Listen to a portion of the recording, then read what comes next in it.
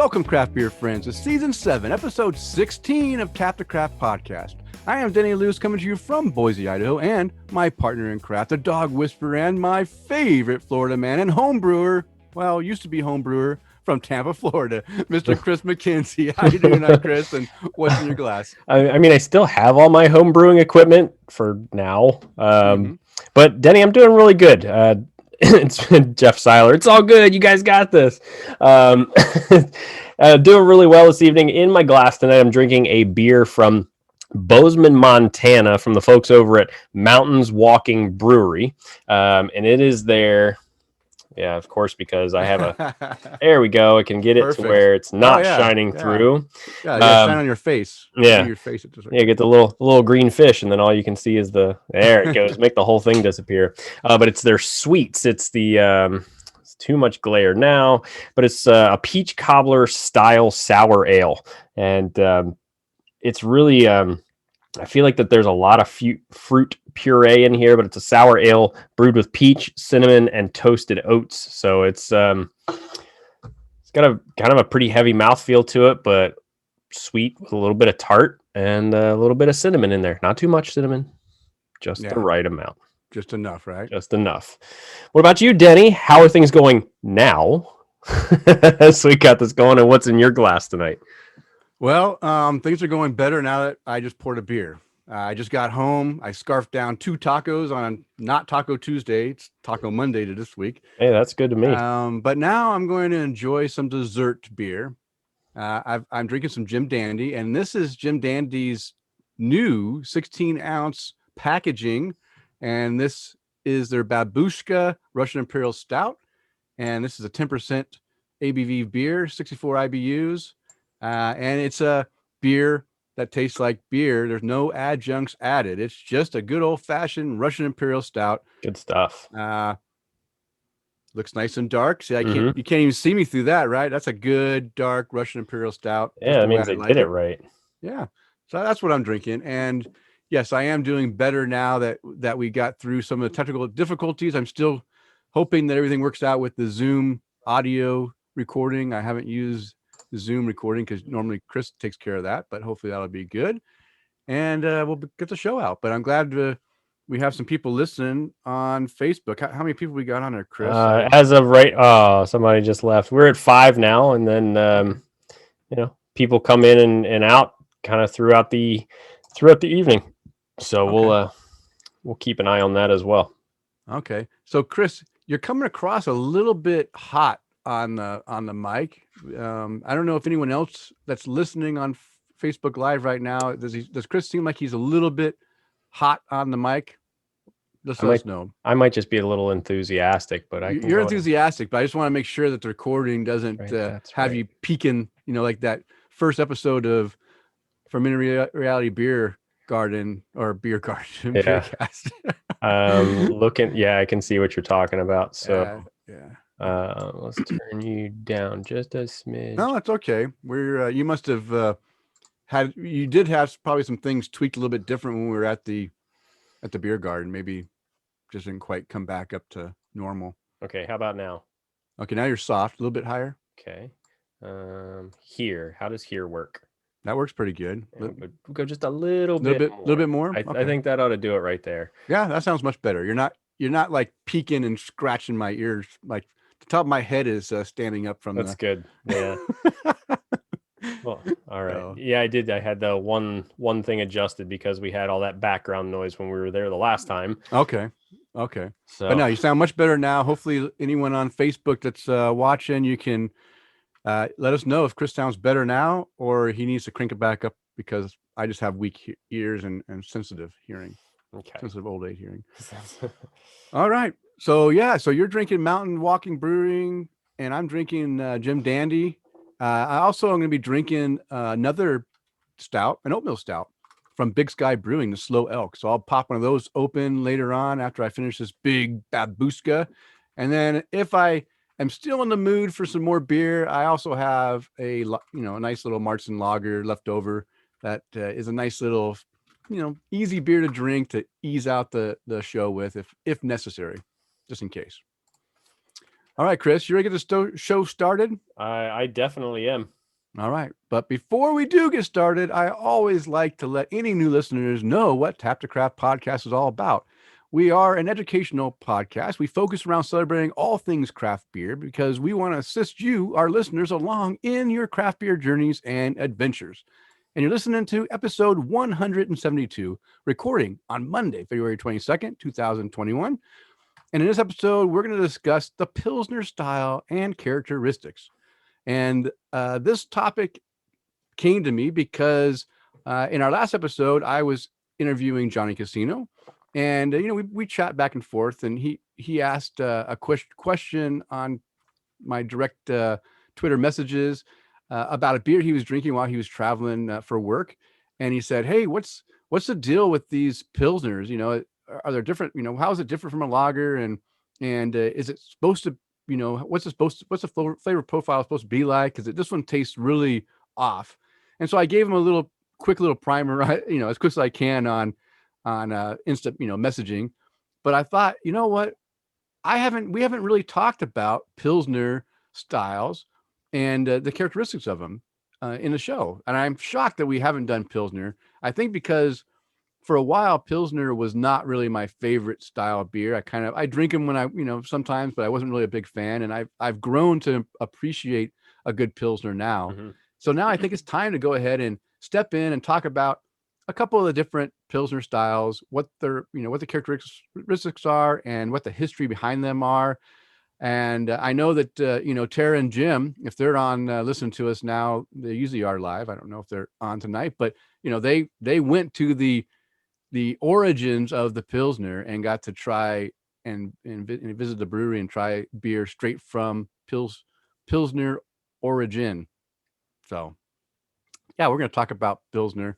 And thanks to Johnny Casino, I always like to think of, prepare topics that our listeners are interested in. So anyone out there, if you have a topic that we haven't discussed lately or at all, and you want to give a refresher on it, let us know, and we'll be glad to do that for you. Mm-hmm.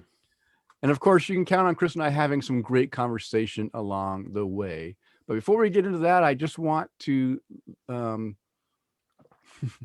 always screw this up. I want to thank our Patreon supporters. This episode is brought to you in part by our satisfied Patreon supporters like Mike Allen, William Slemmer, who are our virtual producers, Tom Byrne, Jeff Seiler, Johan Halberg, Terrell Carlson, Chad Lamassa, Mark Church, and Kirk Tabor, who want to buy us a virtual beer. If you enjoy the content that we put out, and we want to invite you to support the show by toasting your hosts or buying us a virtual beer, or even being a virtual producer. You can explore the options on our support page by visiting patreon.com/tapthecraft. Now, being a Patreon does have some extra perks. Now, and nothing's behind a paywall, right? But if you do support us, we like to give back. And I think we're giving back some pretty good stuff. We reached a milestone goal, that once we had enough participants or supporters that got us over the $50 a month goal, that I would design a new glass, and I would send each of our patrons that are over the $5 support level a custom glass for being a patron supporter. So I've actually designed that glass, and I went to research to figure out what the best way was to get it manufactured and get it out to our supporters. Mm-hmm. And it's hard. It's not easy. Mm-hmm. If I want to do something that was like a single glass and they can send it out and deliver it for me, I'm going to be paying, $25 a glass. Hey, I love our patron supporters, but I don't want to fork out that much money. So I found an alternative. What I did is I can get them made in bulk. And the more that we buy, the cheaper the cost per glass is. Now, the most expensive thing is getting them shipped out to everyone out there. So I'm going to be providing our Patreon supporters with a free glass. But in order to try to save some money all around for anyone who would like to have a glassware, I want to try to get at least 24 glasses ordered. If we get 36, that's even better. It lowers the price even more. But at 24 is what I'm going to order. And so I want to, I sent a tweet out and a Facebook post we do have a blog post on our website that talks about what this is. So I designed a Willie Becker glass. A Willie Becker glass is this, if you're watching, is this style. Hold on, let me move my stuff out of the way. Is this style of glass. In fact, this is a 20-ounce glass, but it's the one I'm going to make you or provide is 21 and a half ounces. It's a nice, pretty looking glass, and it has a nice spot for some good artwork on here. And I designed kind of a logo that utilizes the existing logo, but then adds some extra, class to class to it. Denny, if we took our technology a little bit here, and I could spread this out. Oh, you could actually show it on the screen here, huh? Yeah, so we can go into to share a screen. We can go to tapthecraft.com. We can pull that up. Yeah. So you can, look at that. There's our handsome faces. Yeah, don't we look good? God, that was 4 years ago now? It was a while. This is in Las Vegas. Yes, Tara, that is John's favorite glass. So let's see. Yeah, here we go. Yeah, the Willie Becker is awesome. But so here's what the logo looks like, and it's going to be in white. As you notice, by having a glass with white ink, it shows up against most beers. You'll be able to see the stuff much better. All of my glasses that have black ink on them, you can't see the logo. You can't see the logo with nothing in it, and you can't see a logo with beer in it unless you have a light colored beer. So I'm going with the white ink. We're gonna have a one color white ink, and with this nice logo that will go right down here if you're watching the video. Okay. And I have an example of the glass on that same page. Did you show that, Chris? I didn't see if you showed the one right below it. It's showing it with black ink because the background of the glass, I wouldn't be able to see if it was white, but that's what it's going to look like. So, so I wanted to offer this to anyone listening. Send us an email if you like a glass. Now, I'm estimating that it's going to be about $10 shipping to ship it out to pretty much anywhere in the United States. Now, going overseas is going to be a little tougher. So if you are overseas, it might be a little bit more expensive for me to get it over there to you. But send me an email anyway. I'll figure out how much it is, and we'll see if you want to do it or not. There's no obligation. So for one glass, I think we can get the price with shipping, $16 a glass. I know that's expensive for a piece of glass, but again, most of it's shipping, getting it out to you guys. So since I'm not a bulk shipper, I can't get a discount on the shipping. So that's why it's going to be that price. Now, if you order more than one glass, the shipping won't be, $10 per glass. It'll be less. So I think I'm estimating about, if you two glasses, I'll say about $22. You can get two glasses. So that's about how it's going to be. If you want to just estimate the cost that it would be to have one of these glasses, or if you wanted a pair to get two, and then you end up saving a little bit of money on each one. So, go review the blog post, find out more about it. Send us an email at tapthecraft@gmail.com. I'm probably going to place the order in mid-March. So try to get your email to me as soon as possible. So I know where we're at. And if we get over 24, I'll just automatically probably buy 36, and then I'll have some extra that I can provide to people who want them later on that didn't get in, that listen to this show later than the opportunity to buy. So that's what I wanted to say. That was long-winded and really went on forever, but hey, I'm pretty proud that, that I designed this label. It's all line artwork too. So I can also use this for possibly a t-shirt or other swag, because it will easily scale up or down because it's all line art. I did everything from scratch. I rebuilt my original logo from scratch, and everything else all in line art, vector graphics. So it really can just scale up as big as it wants without derogating the quality. Sure. Okay. All right. So that's that. Now we did get some feedback, and here's a cool feedback. This is from Jay Walker. He wrote a comment on Podbean. Now, remember, we've had Podbean availability for a long time, but nobody ever really told me whether or not they were using it or not. And I don't have any way of seeing how many people use it. I'm kind of like blind to knowing, but I know that we at least have one listener who is listening to us on Podbean, and that is Jay Walker. And He says, love the show. Keep up the great work. So jealous of the variety of beer you have in the US. I'm in the UK, so very limited, but it's getting better slowly. I'm an avid listener. I'm up to 132 at the moment. Wow, that's fantastic. You are an avid listener if you're up to that far. Trying to catch up. I was listening on another podcast app and noticed the podcast stopped. Then found out you moved to another web space. Thought you guys stopped broadcasting, so glad you didn't. Also, just discovered your YouTube broadcasts. Amazing.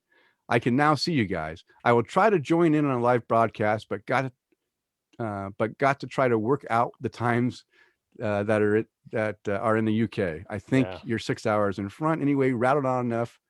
I'm Jay Walker. So yeah, Florida is -5 hours. So if we record at 6:30 or 8:30 Florida time, that's 1:30 a.m. UK time, Jay. So if you're a night person, hey, come join us. But if you're not, we understand. We have had some drinking sessions that we had early to accommodate people that were in other time zones. So we might do that again. We did have a happy hour 2 weeks ago. I think we did, right, Chris? Yeah, a couple of weeks ago. That was all that was all pretty domestic though, as far as folks that were on. But I know we've done it in the past where, I mean, we had Johan was on, and he's from Sweden, and it was 2 a.m, and he was on, and he stayed the whole 2 hours. Yeah. That's incredible. Yeah, incredible. So a couple things. Just want to say hey to Steve Korsman, or you can find him on. He's Florida Steve. Florida Steve. On Untappd. Tim Johnson, Steve. What's up, buddy? Glad Tim's listening. Out. Tanky Tim. Thank you, Tim. And Jeff Seiler said, "Awesome beer glass. Great job, Denny." All right, sweet. And our Patreon supporters, you're going to get one free, no charge. But if you want to add more, then let me know, and it'll be a small fee to add those to your already existing package. So keep that in mind too.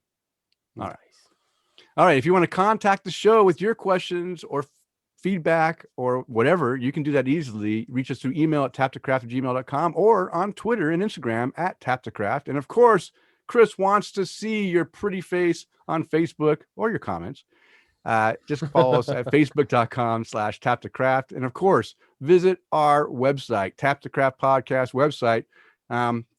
Like I said, I just put on a blog post that talks about our new glassware. So there is new stuff coming on there all the time. So go check it out, and you can find out when our new YouTube videos post, and of course the podcast for us and the Fermented Reality Beer Cast. I also post them there. Okay, Chris, I've been talking long enough. Let's continue this conversation, because now it's time to untap the craft and see what our listeners are drinking according to Untappd. I'm gonna. Are you ready or what? No, I'm totally ready. I'm gonna interject on this beer though that I'm drinking. Oh, okay. From Drecker Brewing Company. Nice. This is their Slang du Jour. And funny enough, the first beer that I had was a peach cobbler style sour ale. This one is blueberry peach. So we can get in the focus in there. So the camera's trying so hard. Yeah, it's trying real hard to focus on that. But it's peach blueberry. It says it contains a significant amount of fruit, so please keep cold at all times. Or it will explode. Yeah. So blueberry, peach, cinnamon, brown sugar, granola, lactose, and vanilla beans. And I definitely expected this to be, I'm so out of focus right now. I definitely expected this to be a lot on the sweet side, and it is not. It's sweet, like fruit sweet, but not over the top crazy sugary sweet. So tastes like blueberries and peaches. So man, it's definitely a little juice like. It's like a breakfast smoothie, right? I like that color. It's that natural blueberry color too. So. Yeah, no such thing, right? Yeah. We discovered that from, where do we discover, who was on that said that besides you? I know you said that, but did someone else tell us that too? Or just you? I guess you're just a smart one. Yeah, sure. I'll take it. The food guru. Yeah, I'll take it. That's fine. Okay. So we're going to start off from 4 hours ago, since we just talked about him a second ago. Florida Steve, He's drinking a Nelson Bliss by Civil Society Brewing. And Florida Steve, I'd be curious to know whereabouts you are in Florida, because I know Tim Johnson with us in the Fermented Reality Beer Cast is kind of down that way too. I know he goes to Civil a lot. So, but anyway, Steve is drinking that Nelson Bliss, and he said, so smooth. Socks are off. Oh, 5 yeah. cap rating for that beer. Socks are off. Mike Allen is drinking a Lager of the Lakes by Bell's Brewery at Taco Mac in Lawrenceville. 4 cap rating for that beer. And let's see, one more for him too is Wonderland Nectarine Ale by Sierra Nevada Brewing. And it says, very nice Kolsch. The tangerine shines but doesn't overpower. This will be a great summer beer. Steve Korsman, you're in Boynton Beach, Florida. Okay. 4.5 caps for that Wonderland Nectarine Ale from Sierra Nevada. That sounds pretty good. Next on the list, Jeff Seiler, is drinking a Gulf Coast double IPA by Untitled Arts. And it's a delicious collaboration double IPA from 2 great breweries. So let's see, Untitled Art and Parish Brewing. He said, tropical and dank, lovely stuff. 4.25 caps for that beer. Mike, I want to read this one just because of the name of the beer. Mike Allen's drinking a Snozzberries Taste Like Fruit Camp Crazy Zombie by Pontoon Brewing. 4 cap rating for that. Just the beer name in itself would get me.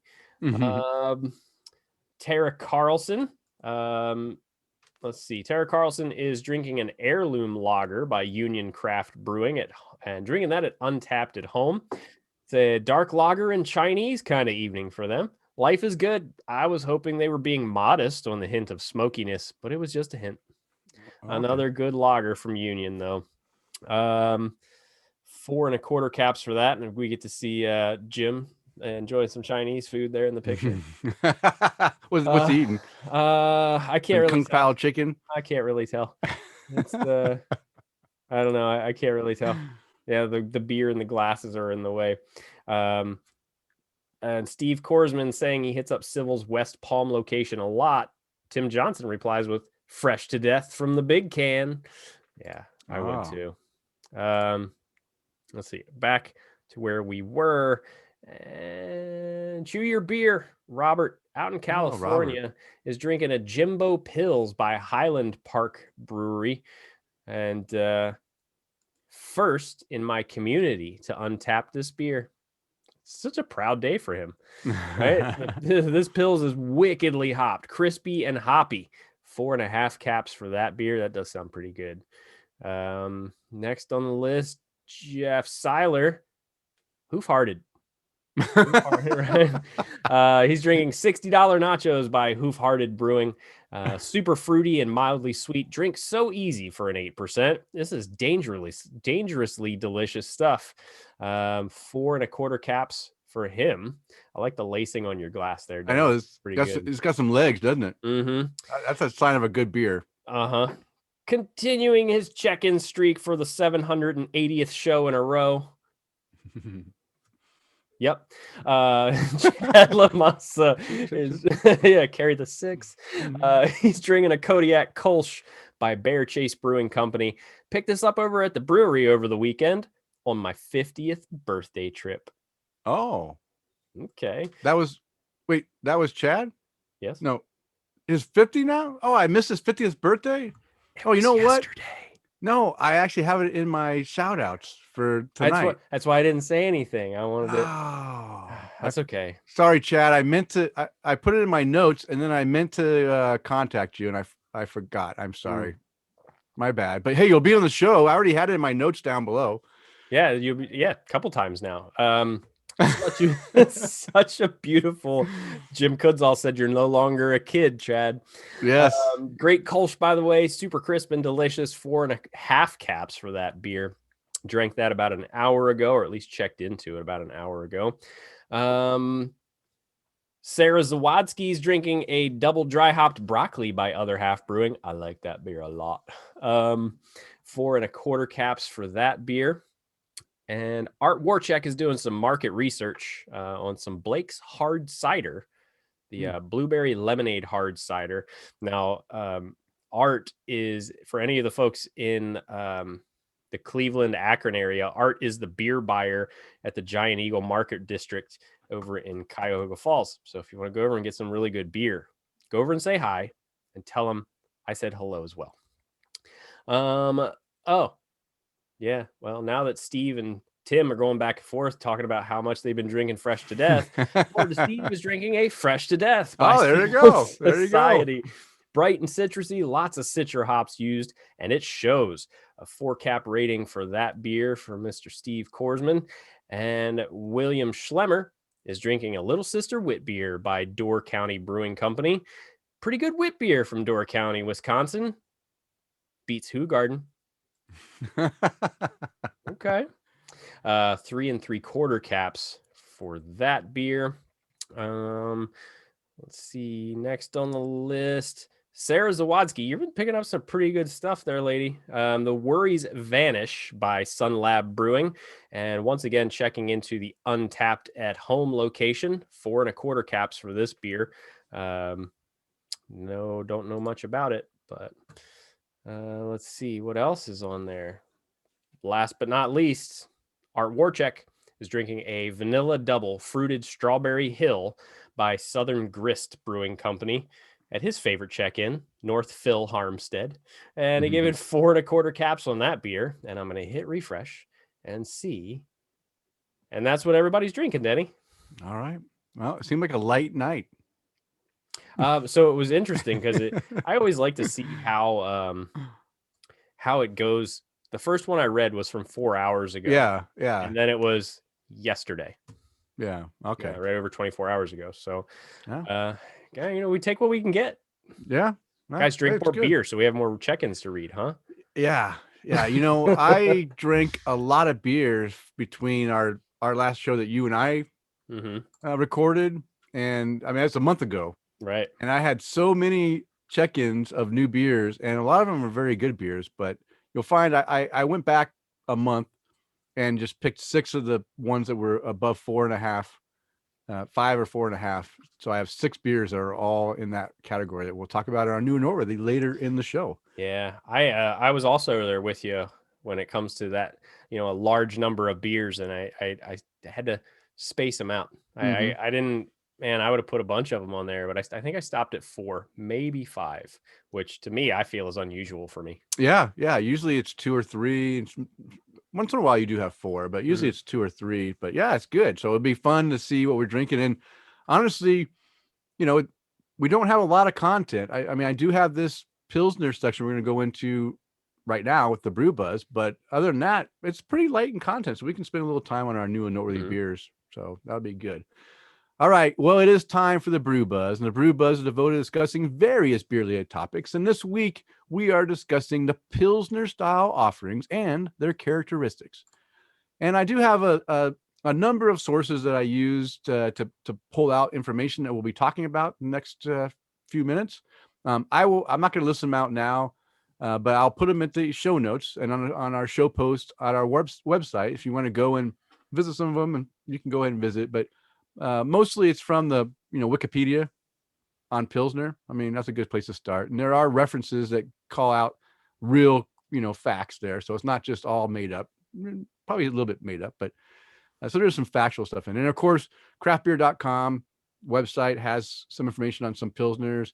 And then a couple other sites that just give a little bit of information. There a lot of the information is very similar because this is an old style with a lot of roots. So we're going to talk about the 2 main Pilsners that you're gonna find out in the wild, and then we're going to talk about one Pilsner that used to be big in homebrewing here in the States, but has kind of died down a little bit as we've gotten into modern times. It's, you don't see this as much, and we'll talk about that when we get to it. I'm not going to mention the Italian Pilsners that we already talked about in a show last year. because we already have a show on that, and that's kind of a new style that's not necessarily an official style, but we talked about those hoppy pilsners that already. So you can go back and listen to that show if you want to have more information on that. So, Chris, I'll go ahead and start. I'll go ahead and just give this first brief history, and then you can start in with the OG. Does that sound good? That's where I always love to start, especially Yeah. with a background like this. Yeah, that's why I figured you're prepared for it. Uh-huh. Uh-huh. All right. So first off, I just want to say that pilsners are lagers. So there's a lot of confusion out there that people don't know what's the difference between a pilsner and a lager. Well, you know what? They're both lagers. Just pilsners are a little bit different. So that's what we're going to go ahead and focus on in this episode is talking about the characteristics of a pilsner that kind of separate them from a normal lager that was brewed back in the day. So a little brief history. In the city of Pilsen began brewing in 1295, but until the mid 1840s, most Bohemian beers were top fermented at that time. The tastes and standards of quality often varied widely, and in 1838, consumers dumped whole barrels to show their dissatisfaction. Now, I've heard this story on a number of retellings on other podcasts and some articles that I've read. And, I've heard the same thing before about, hey, they really got pissed off and they decided to go ahead and have a beer revolt and just dump their beer because it was just crappy beer. That's kind of an interesting little fact there. The officials of Pilsen founded a city-owned brewery in 1839 called Mestancy Pivovar Pilsen.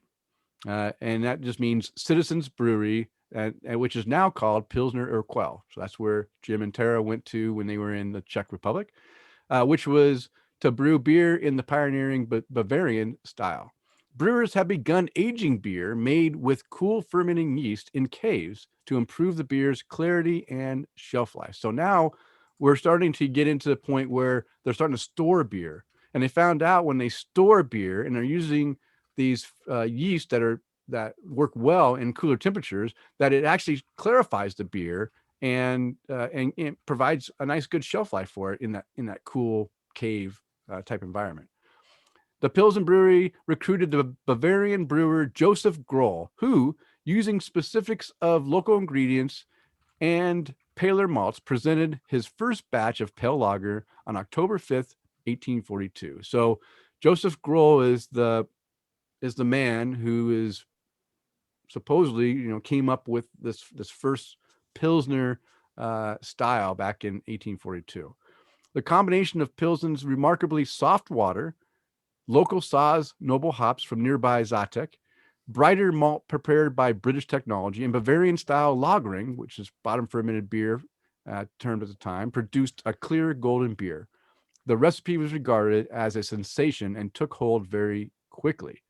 So again, the key things here, they're soft water. So their water had a lot of minerals in it. Well, actually, I don't want to say minerals. They had, maybe it was hard. Maybe it didn't have a lot of it minerals. didn't, but there's, I think that's a good, now I'm getting confused. 'Cause I always thought you're right. Cause soft water is like when you remove the minerals. So maybe it did have a lot of minerals removed, or it had, I was trying to think if gypsum softens water Soft water or is free of harsh minerals. harsh minerals. Okay. Mm-hmm. Yeah. Well, so it has soft water. So hard water is the excessive presence of calcium and magnesium. Okay. That's probably it. So gypsum, I think, adds a softer touch to it.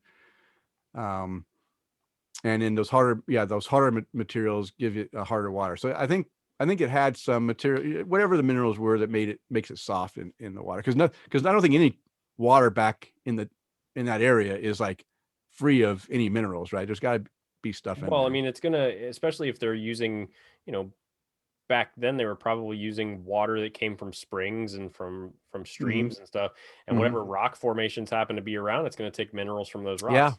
Yeah, that's true. So I found it interesting too that we already talked about noble hops last year when we talked about our hops series. We talked about a whole series of noble hops. So that's no surprise that those are the hops that are being used here. But they also, also went and took some malting techniques from Britain to go and make some malt that was special for this Pilsner style, this Pilsner pale malt. So again, it's pale because they're not roasting it in a open, in a way that's going to make it dark or smoky or anything. They're doing it in a new technology that gives you that crisp and clean malt character versus the older ways that they might have done it in the past. All right, so that's a little bit of the history of the Pilsner style. Now, Chris, let's go ahead and talk about the OG Pilsner. We kind of mentioned some of the stuff in the previous thing, but this will go a little bit more detail. Yeah. So the OG Bohemian, or the Czech Pilsner, Joseph Groll, probably relative of David, was the original. Different spell, I know. Different spelling. Okay. Yeah, I know. I got, well, you know how names transition through times. Maybe they that's true. Yeah. Right. Yeah. Joseph Groll was the originator of the first Czech style Pilsner, and he combined Bavarian bottom fermenting lager yeasts, lighter malts, and spicy Satz hops for the first time in 1842. The best Pilsner beers are characterized by a bready, biscuity, toasty malt profile with a gentle, spicy, noble hop character from indigenous Zatek hops. Is there something on my screen? No, that's something in the actual sheet. Pilsner beer was revolutionary, sweeping Europe as the first ever palatable, clear, golden yellow brew. Palatable. That's always a key. Yeah, I think at this time beer was rough, right? I'm sure it was so harsh. Yeah, they just didn't have a good consistent brewing process, and that's why they got pissed. So like, you know what? Damn it. Can't you guys make some good beer? This is crap. And it wasn't consistent, and now comes along something that's actually palatable, which is nice. Well, I mean, think about it. They were just, I've heard some instances where they would just throw random ingredients in there, toss some bread in there for the yeast. Yeah, that's right. Let's see what came out. That's right. Leave some bread out in the rain and then pour that in to make a beer. Yeah. The style eventually made it to America, but today the Czech Pilsner is still thoroughly available with a flavor profile that's a balance of soft malts with the spicy floral Satz hops and sometimes grassiness flavor. A flavorful malt backbone balances their signature hop bitterness, delivering an overall clean flavor with little to no fruity yeast esters. That's important. Yeah, that's the key thing that I take away from most Pilsners is that clean finish, right? There's and sometimes that clean finish can leave you a little bit wanting something more, right? Sometimes it's just too clean. And but yeah, that's what I take mostly from Pilsners, is just that abrupt clean finish, crisp, no back talk. If it comes across a little bit bitter, you're gonna get that bitterness right there, and that's it. And that's the next point, is that there's a there's a bitterness that's more refreshing than aggressive, but the finish is nice and clean, right? And it's kind of that it kind of makes you want to drink more. I had a Pilsner a couple of days ago. Now, granted, I don't know if this is showing up on my screen, but like, there's some redness on my face right here. No, you out in the sun? Or are you getting beat? Yeah.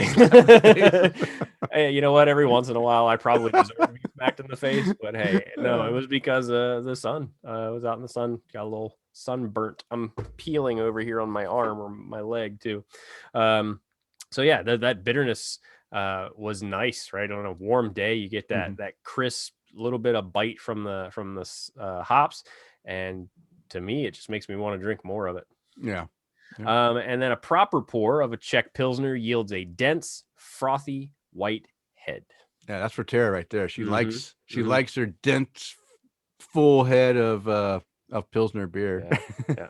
And she did mention that they earlier when we were talking about, we brought them up, and she did enjoy a lot of those Bohemian Pilsners. When they went on their trip. Yeah, they are pretty good. Some of the characteristics you're going to find in this in the Pilsner is going to be balanced, biscuity, toasty, crisp, and medium bodied.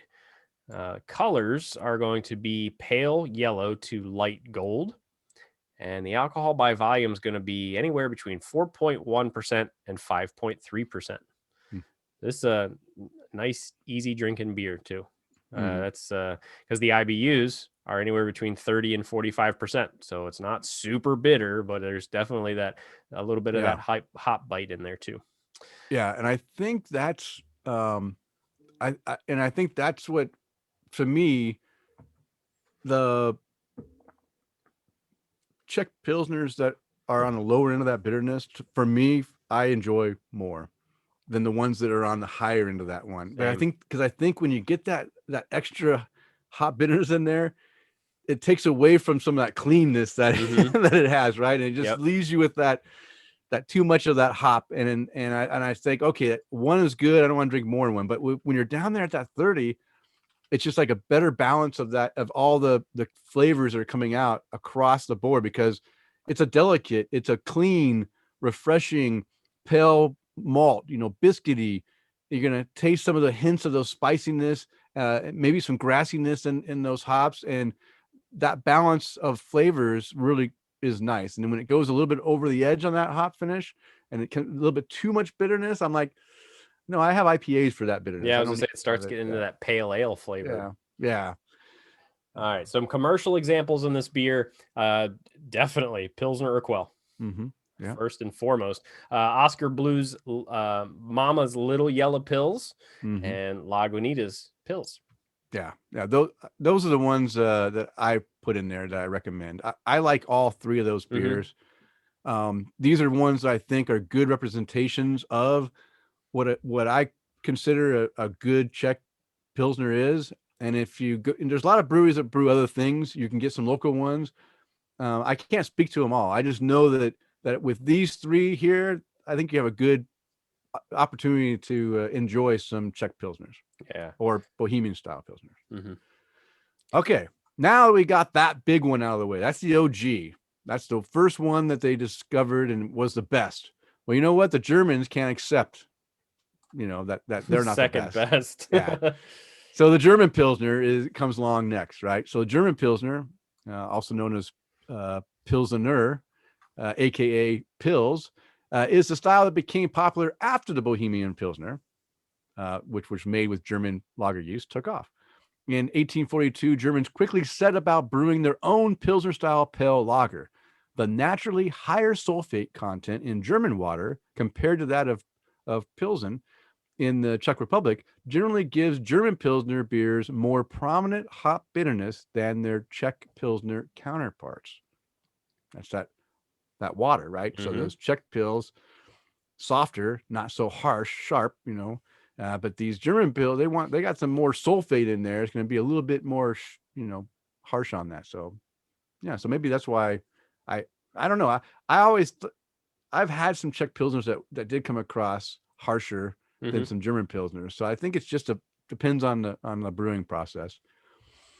They also reveal more noble hop flavors and aromas amid a lighter body with a paler color and a crisp mouthfeel. The German Pilsners may express a grainy malt background. German lager yeast that contributes little to no esters to the brew helps craft a clean, refreshing character. Made with Pilsner malt, the German style could be made with Saaz or any combination of German noble hops, resulting in a style that's a bit more hop forward than the Czech Pils. So yeah, I don't know if I've had too many German Pils that I would say are hop forward, but I understand what they're saying. I mean, I've never, the only hop forward Pilsner is probably the Italian Pilsners, is probably the closest thing I've had to a hop forward Pilsner, but maybe there are some good German Pils that are, hop forward. All right. The malts, even some add some malty sweetness, may make an appearance as can clean, delicate citrusy flavors, but the hops are the star, making for a clean, crisp beer that refreshes the palate. Okay. Now I want to take German, Czech, and Italian Pilsners and try them all together. Yeah. We should have a taste off. You know what? We can probably do that. Although finding the Italian Pilsners might be a little tough because that was a fleeting thing, and I haven't really seen too many Italian. But maybe we should do that. We should do see if we can do a taste off and see if we can taste the differences between the different styles. All right. So The characteristics: crisp, floral, grassy, biscuity, and light bodied. It's a pale yellow to a light golden color. The alcohol will be 4.5 to 5.4, very close to what the Czech Pils is, and the IBU is the same as the Czech Pils, 30 to 45. Some commercial examples here. Again, these are three that I enjoy. Bitburger, Victory Prima Pils. I love Victory Prima Pils, and of course, I love North Coast Scrimshaw Pilsner. I've mentioned Scrimshaw Pilsner as an alternate to a light beer that if you don't need a lot of calories, it's under 100 calories, like 80 calories for this Pilsner. Nice. Lots of flavor. Fantastic beer. I could drink this Scrimshaw all day long and really enjoy it. So those are the three recommendations I have for you to go out and try if you want to do a German Pils. And I don't think if any of them come across a little bit more bitter than the other, is probably the Bitburger is probably the one that is a little bit more bitter than the other. The other ones are a lot more smooth than what the German Pils style calls out that it could be. All right. So before you start this last one, Chris, I'll let you take the last one. Okay. I mentioned that this last one we're going to talk about is not a really currently, I would say, a recognized style that anyone's really brewing. But back even 10 to 15 years ago, a lot of craft brewers that were brewing Pilsners here in America were brewing an American Pilsner, but it was an imperial style American Pilsner. And I tried to pull out from my memory different. I know that Tin Barrel had one that I enjoyed, and I can't remember the name of it, but there's a few breweries that I think Deschutes had one I also liked. Mm-hmm. I just don't remember the names of them. But the American Imperial Pilsner was a style that was pretty big in the craft beer scene when the craft beer scene was a lot smaller than it is today, like a quarter of what it is today. You would see breweries that would go the extra mile. They were just amping up the Pilsner to an American, powerhouse. It's got to be big for us. Got to be big for us, and taking advantage of those American, hops to be more present in it than the noble style hops. Yeah. So here, go ahead and read the American Imperial Pilsner. Yeah, and I was looking at this, and I looked at the characteristics while you were going through the previous version, and I looked at it and I went, oh yeah, I remember getting a couple Pilsners that are just over the top, right? And I did enjoy them, but I felt they were.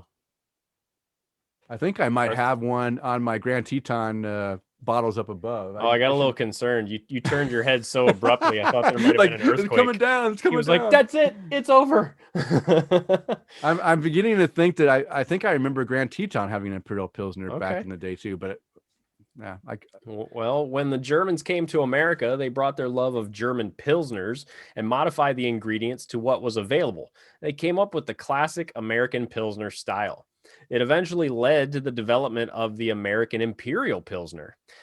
A product of the craft beer movement, the American Imperial Pilsner is kind of a lovingly turned up version of the Pilsner style with more aggressive flavors, hops, and alcohol. Hops typically flavor European, not American, styles with a higher level of spice and bitterness, playing around with some citrus and even some sweet malt flavors. An unofficial beer style, it continues to evolve through individual brewers' interpretations. Double or imperial pilsners typically deliver a more pronounced hop character than traditional Czech or German pilsners. Higher malt levels support higher malt levels support fermentation to a higher ABV range, and in some examples, the higher hopping balances the malts. Though similar, these lagers go well beyond standard pilsners in terms of flavor, alcohol, and body. Keep an eye out for these flavorful lager beers, as most are special releases found only at certain times of the year. Yeah. I put that in because I think that's where you're going to find this style might come out as a special release, something that they did, just for the moment, for whatever reason, they decided to brew this thing. Because that's probably where I've seen the Imperial Pilsner most recently, is during a special release, because they were celebrating something and they wanted to do something big, right? An anniversary Pilsner or whatever. Well, hey, there's a But top 10 list on Imperial Pilsners if you want to check that out. I hate top 10 lists. So I don't want to see top 10. I put down some. No, I'm just messing I with put you. down ones that that are probably on that top 10 list. I've had I've had 3 of these on the list, and the other ones I just had to. I was trying to find Imperial Pilsners, and I couldn't remember what they were. I didn't have Untapped back 10 years ago or Yeah. longer. So A lot of the beers you have on this list is on here. okay. All right, I'll meet you in the middle with it, and we might discuss it just a smidge. Okay. Maybe we'll go top 5. How about that? Okay. Yeah, because maybe there's some ones on there that you guys might have heard of and might want to try or have available to you. All right. So some characteristics of the Imperial Pilsner: hoppy, balanced, herbal, citrusy, and medium bodied. Your color is going to be gold, and your ABV is going to range between 7.2% and 9.7%. Yeah. That's a good lawnmower beer right there. Yeah. It'll kick your ass real quick. Yeah, you'll be mowing back and forth. No straight lines in your lawn that day. The IBUs are going to range anywhere between 40 and 85. And some commercial examples are going to be Sam Adams Hallertau Imperial Pilsner, Dogfish Head My Antonia, Heavy Seas Small Craft Warning Uber Pills, Firestone Walker Bevo Pills, yeah. and Rogue Morimoto Imperial Pilsner. Yep. So those are some commercial examples, and you put 1, 2, 3, 4, 5 on there. So hold on. Let me tell you, I've had the Sam Adams Hallertau Imperial, and I've had the Bevo from Firestone Walker, and I have a bottle here somewhere of the Rogue Morimoto Imperial Pilsner.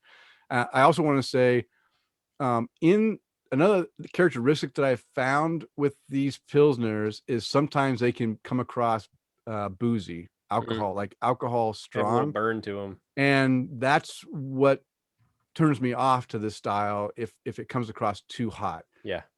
And that's just why I wanted to warn anyone that goes for an Imperial Pilsner. Sometimes they do come across a bit more hot with the by amping them up, just so you know. Okay, so what's the list? All right, so number 10, Morimoto, right? Okay. Was from Rogue Ales. Number 9, Scarcity. Number 1 from Lagunitas. Oh. Number 8. I might have had that one too. Yeah. So number 8, My Antonia from Dogfish Head. Number 7, Shell's American Pale Lager from August Shell Brewing in Minnesota. Number 6, Hallertau Imperial Pilsner from the Boston Beer Company. Number 5, Small Craft Warning from Heavy Seas. Number 4, Humulus Lager from the brewery in California. Number 3, Kiwi Rising from Jack's Abbey in Massachusetts. Of course, Jack's Abbey Lager Brewery. That's a great place. Number 2, Bevo from Firestone Walker, and number 1, Wild Boy Hopped Lager from Straub Brewery in Pennsylvania. Wild Boy. Well, that sounds like my kind of beer right there. Wild Boy. Yeah. All right. So have you experienced any Imperial Pilsners, Chris? I know I have. Nothing on this list that I can remember. Okay. But I've definitely had them because I definitely remember, especially in the past 18 to 24 months, been enjoying more Pilsners, lagers, things like that, and going towards, again, those beer flavored beers, right? Okay. Going, okay, well, a Pilsner sounds good. I'll have that with dinner, and going, oh, Imperial Pilsner, let's give that a whirl. So, yeah, I've definitely tried some, just haven't had any that were on this list. How about you said you've been in the mood for beer flavored beer, and tonight, you're not drinking beer flavored beer because you have 2 with peach and stuff in it, but I just dumped in my Slow Elk.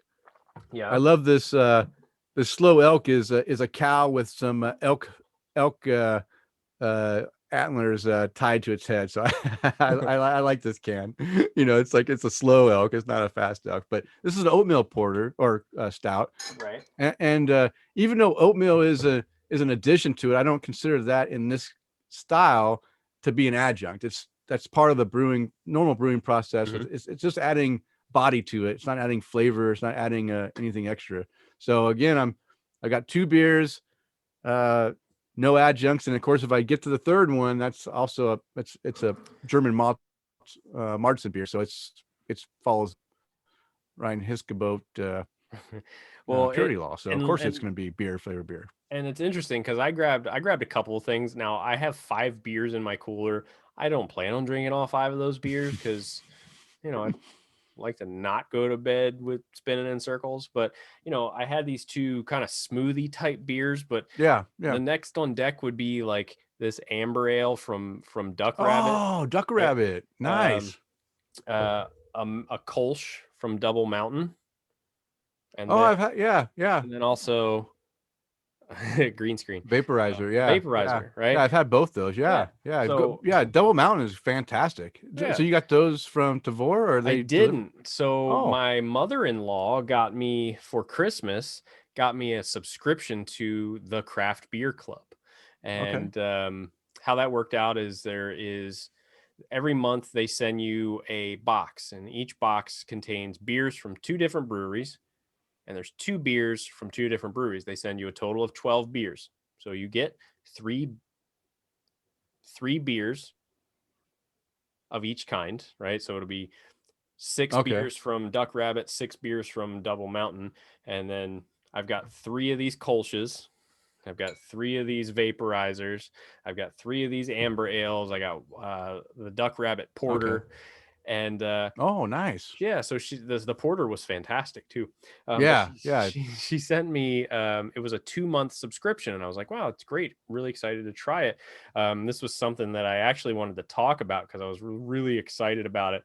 And the first one I got was back in January, and one of the breweries was from like Alexandria, Virginia, Hmm. and I can't remember where the other one was, but I got them, and 2 of the 4 beers, one was a pale ale, one was an IPA, and I'm always hesitant to have someone send me IPAs Yeah, when I yeah. don't know when it was brewed and that kind of thing. So I said, you know what? Let's go ahead and we'll open these up. We'll check them out. And both of them were a bit skunky. Well, not skunky, Uh-oh. oxidized. And Oxidized. yeah, and I normally if it's just a bit oxidized, I just suck it up and I drink it, no big deal. Hmm. Um, but out of the 4 different beers that I got, 2 of them were just I just didn't I couldn't do it, right? It was just too far into that wet cardboard, wet Yeah, paper kind of yeah, yeah. gross That's bad. flavor.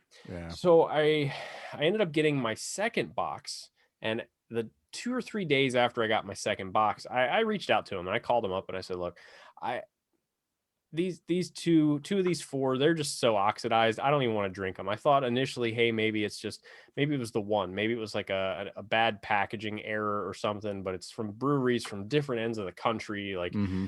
And they told me, oh, well, the breweries brew these beers just for us, for our packaging, for our memberships. And I was like, okay, well, and I'll tell you why I think that. Maybe I just misunderstood that, but why I think that was BS here in just a second.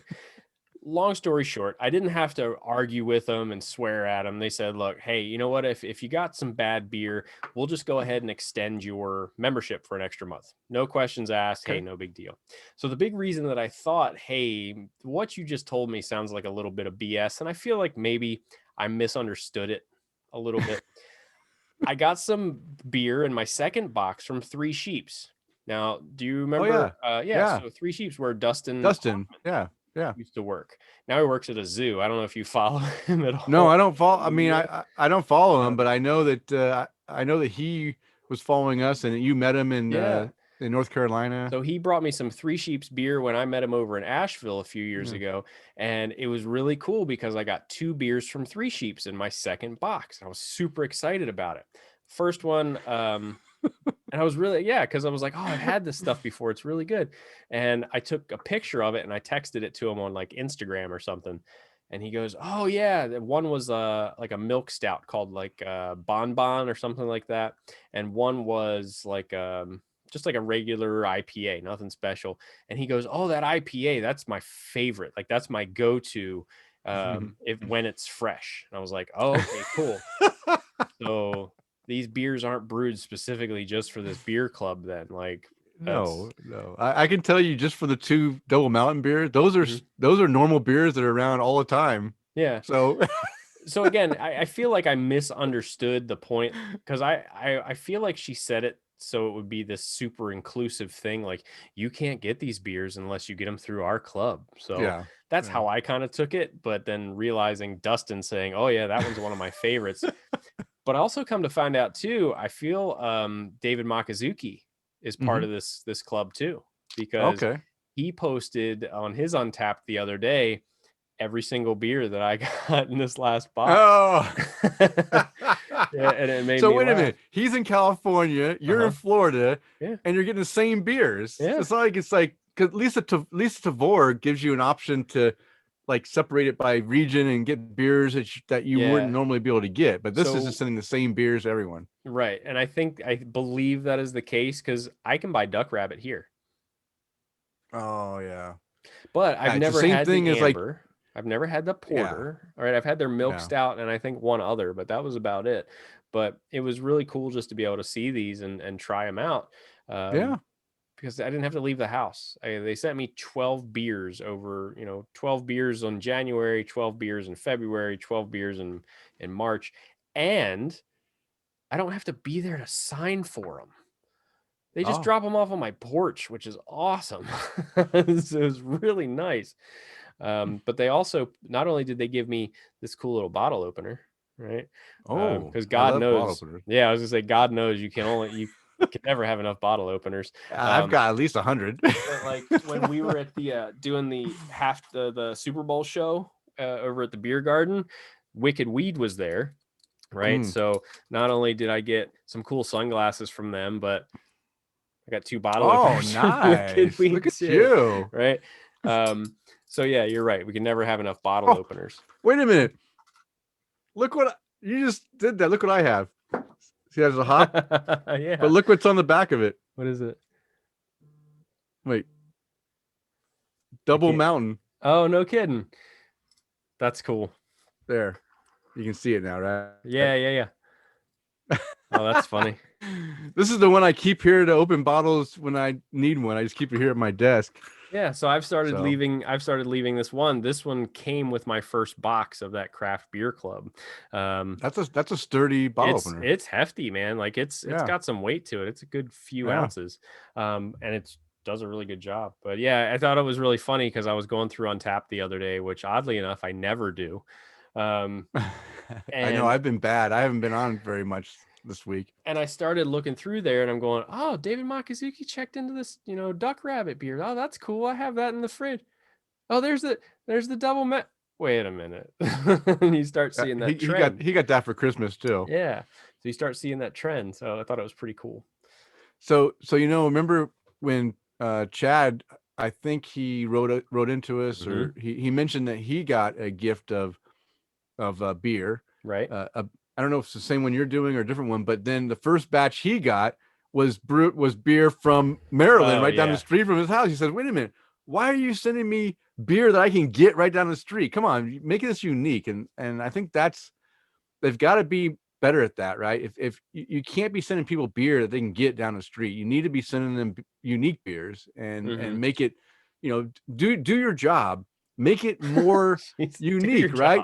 job. Yeah, don't just make. You can't send the same beer to everyone in the United States. Come on, send people stuff that is unique that they won't be able to get. That's what they need to do. Well, do your job. You're hilarious. Yeah, do your damn job. Make it.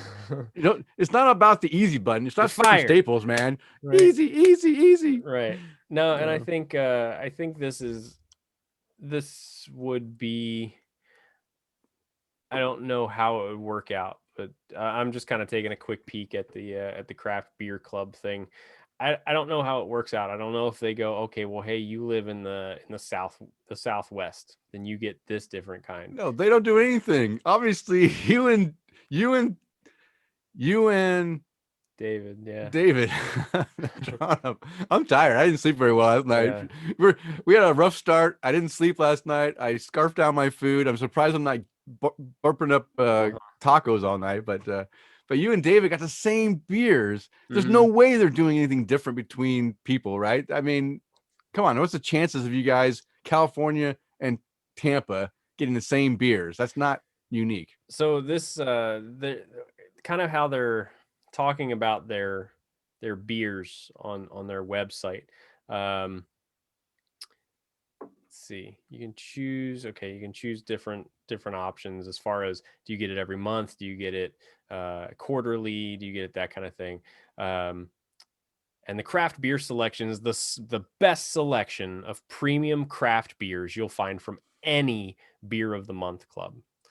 Well, maybe that's true if they All all right, suck. if it's a beer of the month club. Yeah. Um, each We're the monthly worst. craft beer, huh? We're the best of the worst type of club. Right. Each monthly selection is produced by small production, independent artisan craft brewers who use traditional brewing ingredients, well, duh, with creative techniques and time-honored brewing methods to create their brews. In each shipment, we feature 2 different craft breweries, each located in different geographical regions, 4 different craft beer styles with 3 beers of each style. Okay. Um, each shipment includes 12 beers from among the best microbreweries in America, many of which have earned top awards for their signature brews. Um, so yeah, and it made me laugh because one of the things, I think I just read it. Where'd it go? It was talking about world class Mm-hmm. beer, and it just made me think of the episode that you and I Yeah. did, where it was Yeah. like, what makes world class beer? Exactly. What makes world class beer? Well, So, I will. So they are right, right? mm-hmm, Um, I like Double Mountain. I think they make quality beer. mm-hmm. You're Give not them going to their credit. get them outside of the Pacific Northwest, most likely. I don't think they, go too far out. Um, and they are small. So I'll give them that. And Duck Rabbit, same thing, right? Mm-hmm. Again, a brewery I've heard great things about. People that really enjoy that brewery, small production. Okay, I'll give them that. Three Sheeps, yeah, small, right? We Yep. only know of them because one of our listeners worked there, right? Yeah. So okay. And what was the other one in that first batch that you Uh, or that second batch? The second batch was Zipline. Zipline, I've had stuff from them before, which Oh, they sent me a Kolsch and a brown ale, which oh, I nice. really liked. I really like those a lot. So I like the fact that the beers you're getting, at least they didn't send you more IPAs, right? The worst Hmm. beers you can get from these beer of the month clubs are IPAs because you don't know how long they've been waiting to get shipped out. They're not going to be refrigerated. They're gonna have problems. Getting a Kolsch brown ale, brown ales are making a comeback. I've seen a lot more breweries brewing brown ales now, which makes me excited because I love brown ales. Oh I yeah. know that so many people think it's just a blase blah style that's just like dirty water, just like flavored water because it's just, not that. No, brown ale is a style that can allow you to have a little bit darker beer with some characteristics that aren't over the top in a porter or a stout and are stronger in those than you'd get in something lighter. And I like those flavors. I'm a big brown ale fan. I love that more breweries are doing brown ales. I love that more breweries are doing Kolsch's. You got the Double Mountain Kolsch. Now you got this other Zipline Kolsch. Hmm. Hey, now you can compare. Now you got two to compare and see which one does it better or differently, right? That Double Mountain Kolsch is going to be a little bit different probably than the Zipline, right? Because they're going to use different hops. They're going to do a different take on that Kolsch style, and it's going to be, nice instead of just getting a stale oxidized IPA Yeah. or two. So Yeah. good. All right, we kind of went off on a tangent, but that was A little extra bit. content for everyone because if A little we bit. didn't do that, we'd only have an hour show.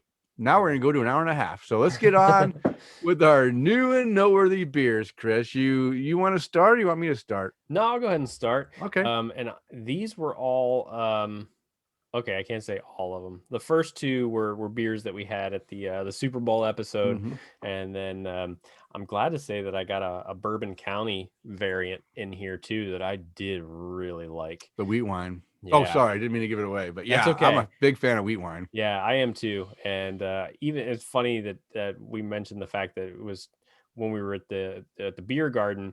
This was a beer that Joel talked about. He was like, "It's Mm-hmm. so good," and Mm-hmm. I had a bottle in the fridge, and then said, "Okay, well, then it's definitely time to give it a shot." So Anyway, you guys didn't mm, open it during that day? He brought it No, out but didn't open it. no, Okay. no, no. So that was I actually had that beer at the house Mm. before he even talked about it. Oh. Oh. Okay. So it Okay. was nice to be able to give that a shot. But the first beer is going to be from North Coast Brewing, the Rye Whiskey Barrel Aged Old Oh Rasputin from boy, I'm 2018. so envious of you. Man, uh, I gave this one 4.5 caps, and it might have just been one. I was already a little bit on the buzzed side, but two, we were trying to drink a lot of different things really quickly, and it was a little difficult. So it Yeah. was from what I did have of it, it was very enjoyable. I think I had about 4 ounces of it. I did like it a lot. Yeah. The barrel was really nice because at this point, 2-3 years that it's been sitting, the barrel flavors kind of come together a little bit better, and it's not just, oh, you get the booze flavor, you get some of the beer flavor and the roastiness. No, it all kind of had the time to just mellow out a little bit, and worked out really well. um the next one is going to be Cigar City's Apple Brandy Barrel Aged Hunapoo. And Okay. So this so talk about this one because I know Joel was a big fan, but the other guys weren't too big on it. So They weren't what was too your take? big on it. And it was, when we got it, it was ice cold.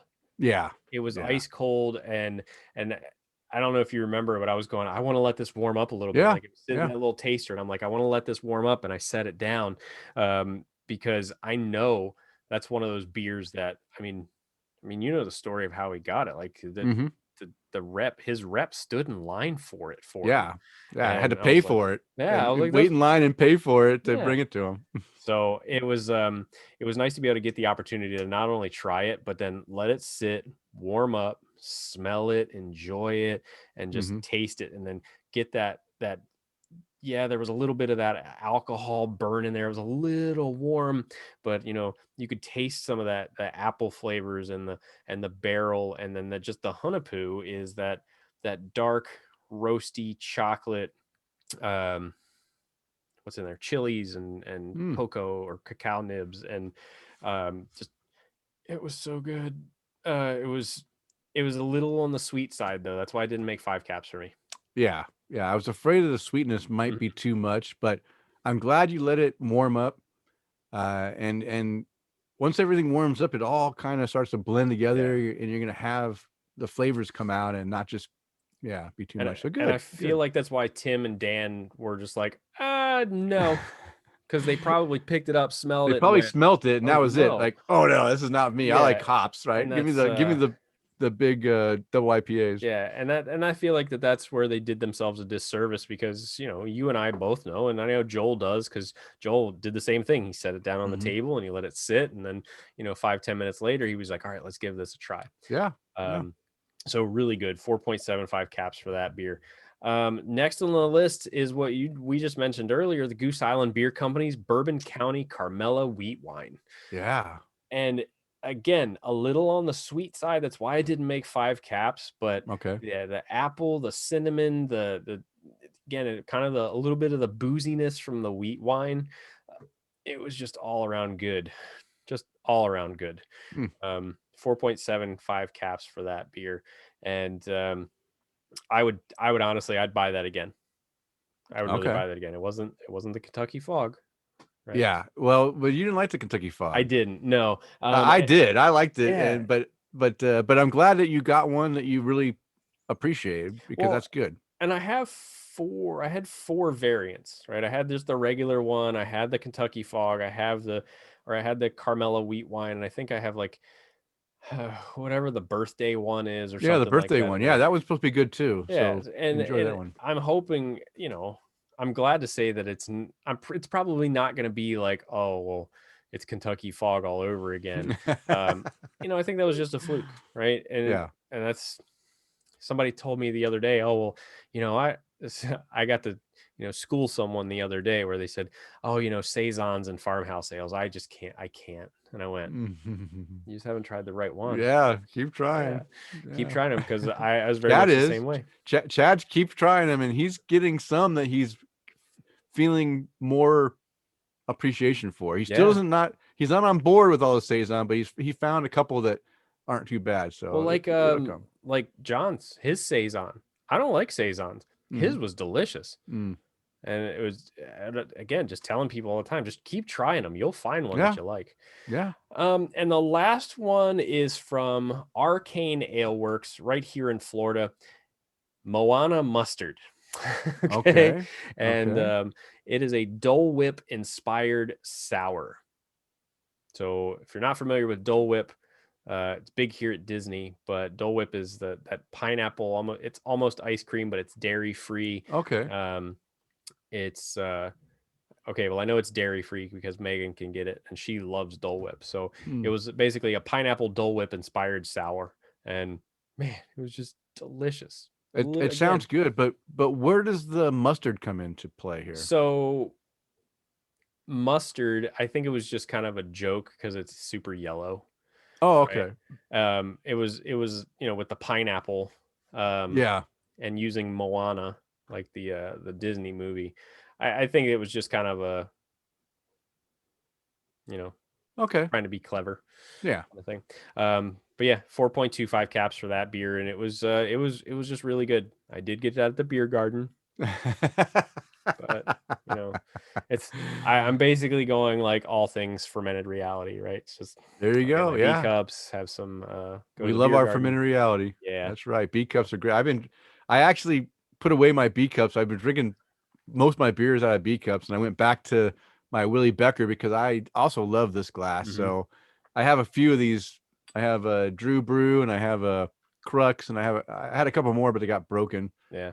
But I love this style of cup because it's just nice and tall, and I just like the shape, and it's got a little bit of grab so you don't slip out of your hand. Yeah. It's a great cup. I'll be honest, I was curious to know what it would take to put our logo on one of these. So I thought about that too, but I didn't want to stretch our friendship with Joel too Well, I much. didn't want to say for free. No, no, not for free, but even, I mean, I'm sure it's something that would be tough to do in small batches, right? I don't, and even getting the screen print done for our logo, like Hmm. one color, one side, one color. They want $50 just to create the screen print, right? So Yeah. right off the bat, $50 before you even start anything, and then it's per glass. And again, the more glasses, the cheaper it becomes because everything reduces. So it's understandable. If you're a business who's ordering 1,000 glasses, then it's nothing, right? Because you're going to order a big bulk amount.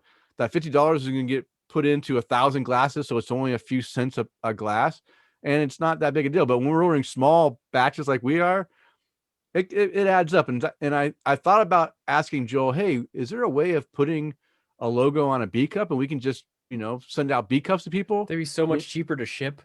yeah, and I'd even send them four, right? If I Right. if I could get a box of four with our logo, and I just send a whole box to them with our logo. I would love to do it, but I wasn't prepared to go through that hassle of having him.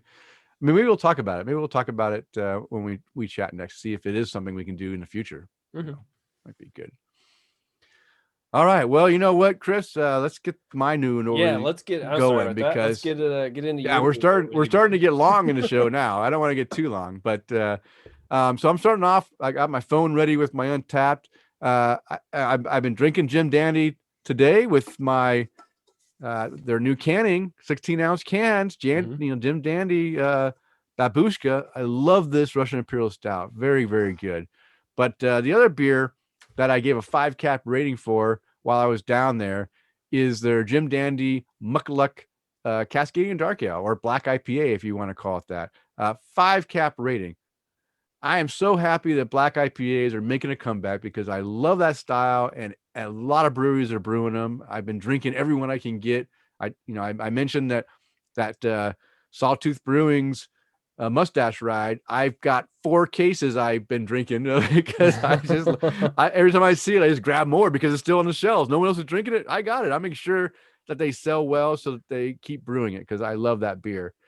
So here on the Muckluck, I said, I've been eager to try this ever since seeing it posted on Facebook, and it does not disappoint. Dark malt roastiness up front with a very pleasant citrusy hop flavor and piney bitterness. So glad the style is making a comeback. 5 cap rating. So well done, Davis and Haley. Love this beer, and you guys knew I'd love it too. You guys commented that, hey, you're going to love this beer, and they weren't kidding. The next one is going to Fremont Brewing. Now, Chris, we messaged back and forth throughout the week, and you had the opportunity, I think, a couple times to purchase the beer I'm going to talk about. Yep. From Fremont Brewing. Now the problem is this beer had a hefty price tag on Tavour. It had a hefty price tag here locally when it first arrived, but I guess they started discounting it. And Sarah picked it up for me for Valentine's Day. So I didn't buy it myself. My lovely wife got me a Valentine's gift, and it was this Fremont Brewing Cinnamon Coconut Bee Bomb, the 2021 version. Okay. Now this beer was $36 a bottle for 22 ounces a month ago. Do you want to see And what I did end up getting? oh, did you get it? What did you get? So I got the Which one is it? It's not the Centaur one, is it? no. Oh, So it's the the coffee coke. Oh, that'd be great. yeah. Oh, the Dark Star. So Dark Star is awesome too. I love Dark Dark Star. Yeah. Yes, and especially just the base beer in itself, I really like. Yeah. But this is coffee and cacao, vanilla, barrel aged Dark Star, and I think this one, this one was the same as yours. It was $35. Yeah. They're expensive, so I don't like spending that kind of money. But if it's a gift, I'm not gonna turn it down. I mean, no, why would you? That'd be rude. So here's what I said here. I said a Valentine's Day gift from. Of course I forgot the F and from Rom, my wife. Oh my God, this aroma is incredible. I'll tell you what, the aroma, just smelling this beer, literally made me shiver in delight. It smells wonderful. Toasted coconut and cinnamon on the nose that falls right into upfront flavor, along with chocolate and dark brown sugar and bourbon barrel spirit character to finish. There was a lot going on with this beer, and you could literally smell it, taste it up front, taste it through the mids, taste it to the finish, and everything had a different flavor in there. And none of the flavors were overwhelming. You still got a sense of that winter ale, that big winter warmer underneath, along with these other characters. A complete incredible beer that you know what? It's a beer that, yes, it's expensive, but you won't be disappointed in the fact that it's a fantastic beer. And I gave it a 5 cap rating, even for the price. Wow. I mean, that's saying a lot. Yeah. Normally, I dock it for price. Yeah, off I the do. price. I do. That's the way I roll. Okay. Let me find the next beer. The next beer is a local beer from Boise Brewing here in downtown Boise.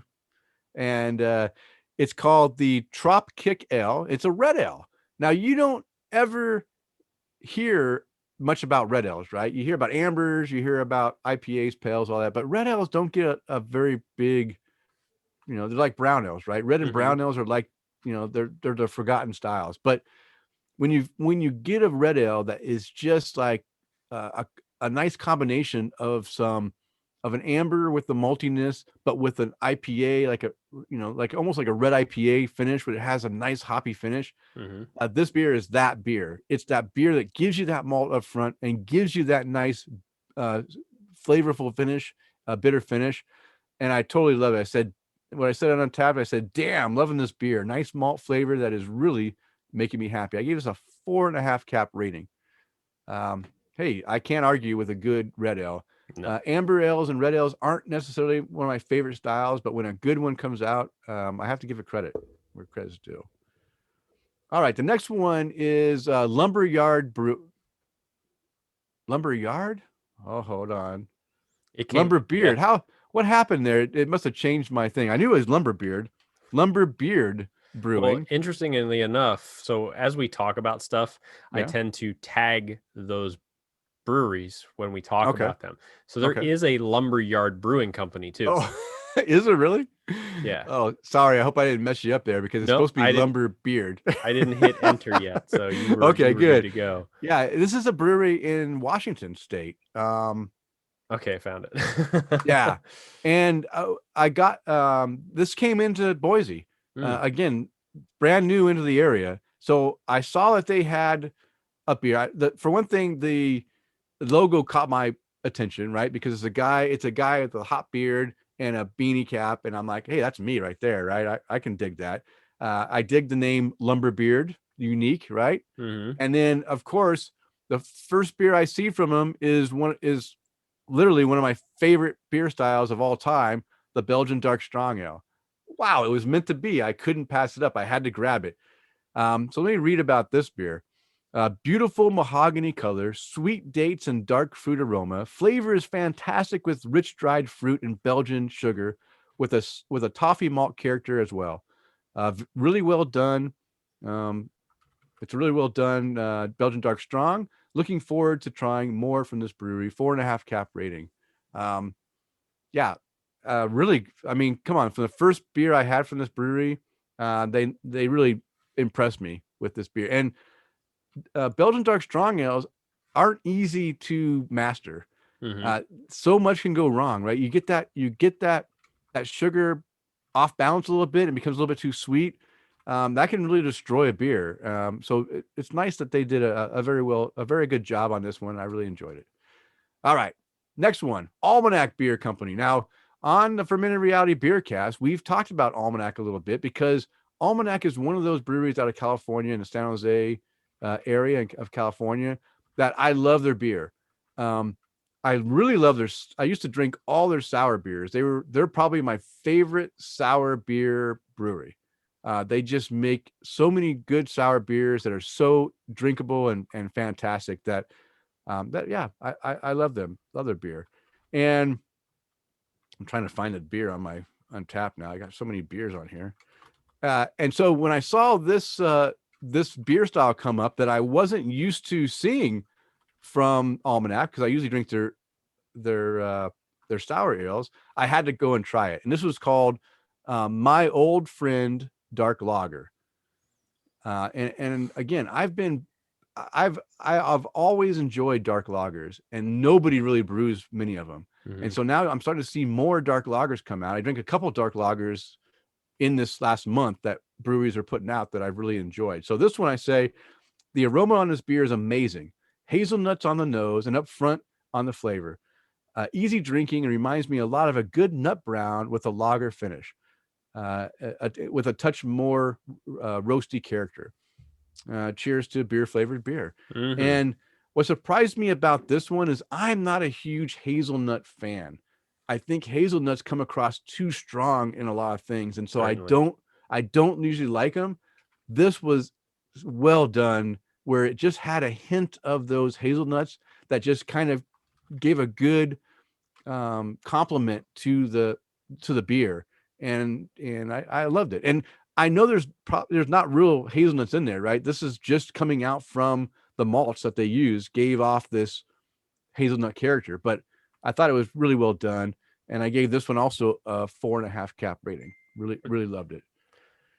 Okay, one last beer, and this one is from Melvin Brewing out of Wyoming, and it's called the Velvet Rut Smoked Beer. Now, this is for Tara. I know that Tara is a big fan of smoked beers. Me, not so much a big fan, but um, this was a smoked brown ale, if I remember correctly, or no, smoked porter. And I am a fan of smoked porters.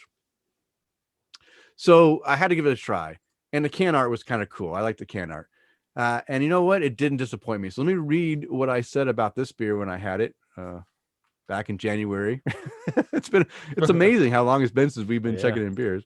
I was nervous about this smoked porter, but I trust Melvin, and I was not let down. The smoke is present up front, and the aroma and flavor.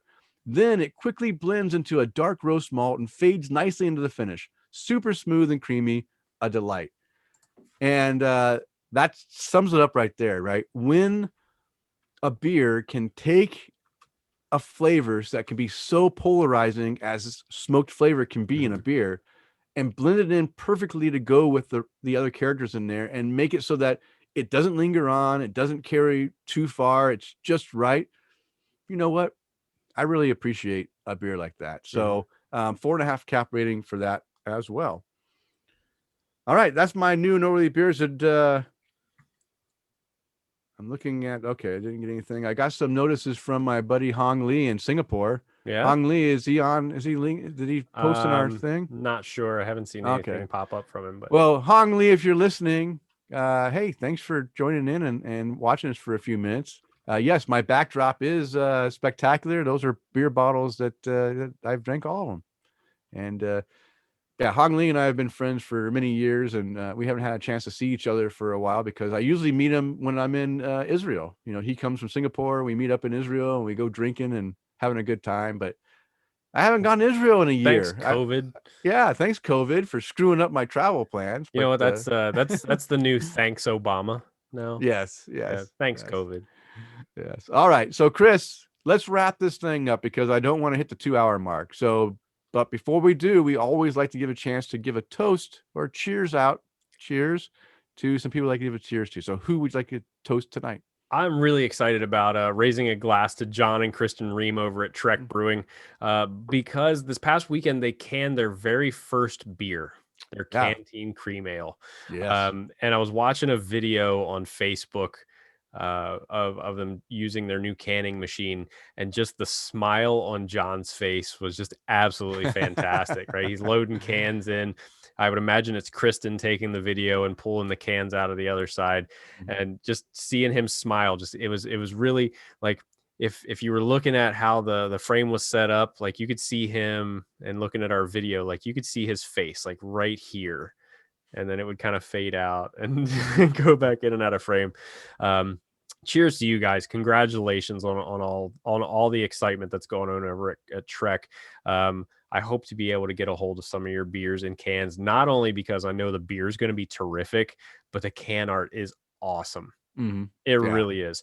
Yeah. I know that they also posted something on their social media that they are in a contest for best label art as Oh, well. nice. So Nice. if you guys head over to their Facebook page, they are in a competition for their Trail Magic label art. So if you want to go over there and give them a vote, we'll go ahead and share that up on our Facebook page too. Yeah, that's awesome. That's awesome. Yeah. I think Tara and I don't know who else, but I did see that Tara and I were in the live video. We watched it live when it was happening. Mm-hmm. Um, yesterday morning or Saturday morning. I can't remember when it was, but yeah, I just happened to get a notice and I was like, oh, I'll check that out. And I just hit Yep. it. And then we were in there and I saw Tara's name pop up when I was there too. So I think we were both watching it live. And then I thought it was gonna be longer than just like 30 seconds. I'm like, is it over? I'm like, I'm trying to reconnect. I'm like, wait a minute, it's the same thing. It was like a 30-second video, but it was still cool. And then Jeff Seiler just popped in and said Trek Brewing rocks, and I would Oh yeah. definitely agree with you. Yeah, there was some comments. I think people were asking, "Hey, are you going to distribute, outside the state?" And they said, "Right now, we're focused on local distribution, and then working the world next Yep. after Yeah, that." we gotta work your way out, guys. It's coming, but just be Yeah. patient with them. Yeah. What about you, Denny? Who would you like to raise a glass to? All right. Well, I like to always raise a glass to our Patreon supporters. So I always like to do one Patreon supporter per show. And I'm going to raise my glass to our buddy Chad Lamassa. I still have a little beer here. Cheers to you, Chad, for being a There's a little bit supporter. in there Yeah. for me too. Cheers, Chad. I also want to I put on here happy birthday 2021. But happy 50th birthday. It's your big one Seriously. too. I didn't even I feel like it's such a loser by not wishing you happy birthday yesterday. So happy birthday. I also want to raise a glass to my buddy Bob Ward. We went out for beers at Clairvoyant Brewing last week. We hadn't had a chance to get together for a long time, and it was just nice that we were able to get out there. I brought him a beer from Jim Dandy to take home and share with his son. A nice big Dandy can, a 32-ounce beer of the Westie, which is a fantastic West Coast double IPA. Really, really well done beer. And we got together and drank some beers and just chatted for a few hours, and it was just nice to almost get back to something normal as we can get right now with our mask and everything. But it was nice, I got to get back to Clairvoyant. I hadn't been to Clairvoyant since this whole COVID thing started because I'm not getting out that much. So that was nice. So cheers to you, Bob. Thank you for coming out and drinking with me and sharing some, some good times. And I also want to raise my glass to one of my new untapped followers, which I'm assuming he's following us from the show.